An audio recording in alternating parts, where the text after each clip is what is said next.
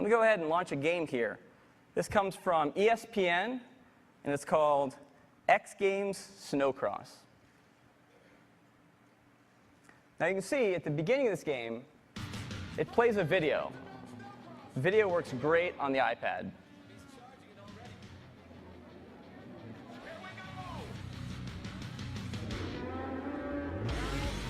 Can you say never say guy attitude? Oh, super smooth, and look at that. Nice, big extension drive to get down on the inside. All right, let's skip the rest of the video here and get right to the game.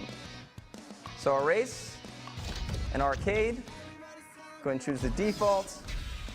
I will race Breckenridge with Levi, and let's go. So here you can see this is an OpenGL ES game, so it really drives the graphics hardware. And again, this is an unmodified game right off the App Store.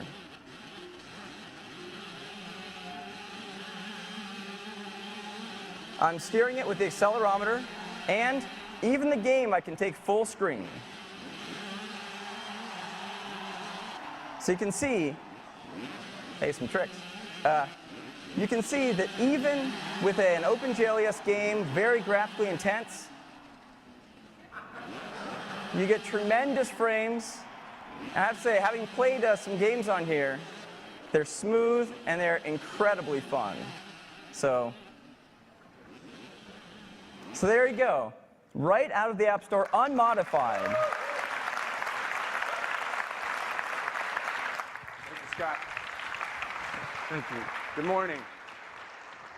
Today, my colleague Bogdan and I are here to show you some amazing new gameplay mechanics that we've worked into our award-winning first-person shooter called Nova.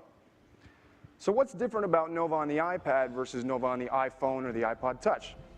Well, when you hold the device in your hands, you'll see the display is just huge, which makes the game immensely fun to play. But the size also gives you a lot more flexibility when it comes to controlling the game. For example, I can slide the D-pad up and down the side of the screen. Or if I want to quickly access some firepower, I can drag the rocket launcher down next to the fire button. So with the controls set up how we like, take a look at the bottom left corner of the screen. We've added a mini-map, and you can stretch the mini-map out across the screen just by dragging the corner with your finger. When we do that, you'll notice that there's this red dot on the screen. This tells us that there's an enemy nearby. Well, another cool feature that we've added is that now you can slide 2 fingers across the screen to throw grenades, like so.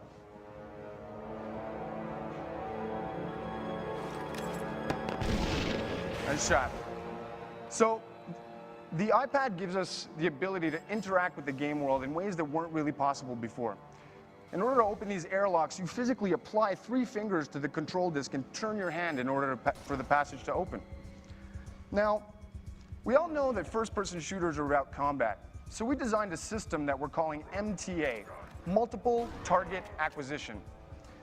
With the rocket launcher selected, you can drag a targeting box around a group of enemies and then fire on all of them simultaneously. Check it out.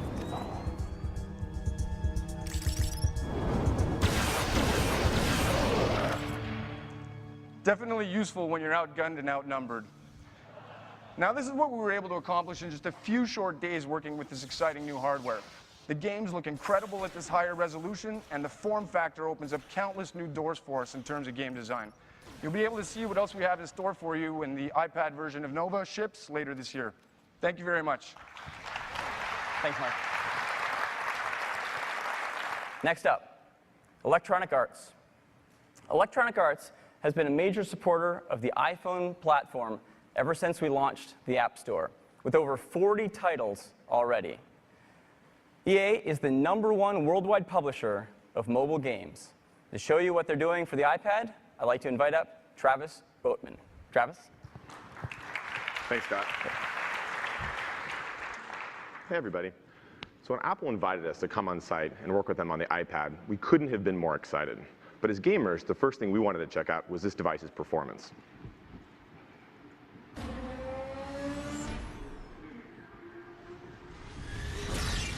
And what better game than Need for Speed? Now, as you can see here, we have a gorgeous 3D version of the BMW M3 GT displayed on this huge display. What you're going to see next took us a very short period of time to get up and running on the device. And the reason why that's important is that means we're going to be able to bring all of our other great EA games from the App Store to this device in no time.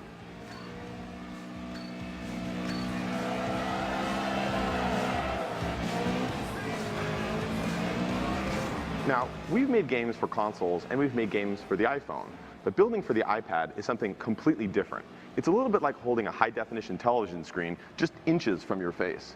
The field of view and the sensation of speed that you get is just incredible. It's not unlike if I turned around and was driving this monitor with my hands. Except I couldn't clearly lift that up, but this thing's so light that John's able to hold it in his hands and use the accelerometer to steer our car like a steering wheel. It's really cool. It's also fully touch-enabled.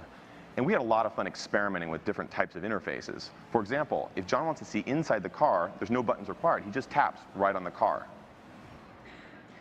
We had so much screen real estate, we started adding fun things like the shifter. Again, really intuitive. The user just swipes up and down with his finger to change gears. We also have so much screen real estate, we added mirrors. Simply tap on the mirror to look behind you. Yeah. Well, you've got to be careful where you're looking if you're driving. But other than just a large screen and it being completely touch sensitive, again, for us, performance is really important. And a game like Need for Speed really pushes the limits. So we want to show you exactly how fast this device and this game really goes.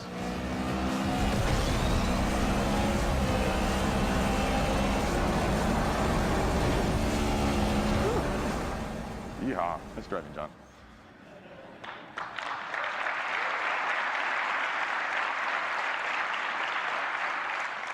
So that's Need for Speed running on the iPad, and you can expect a lot more great stuff coming from EA soon. Thanks, everybody.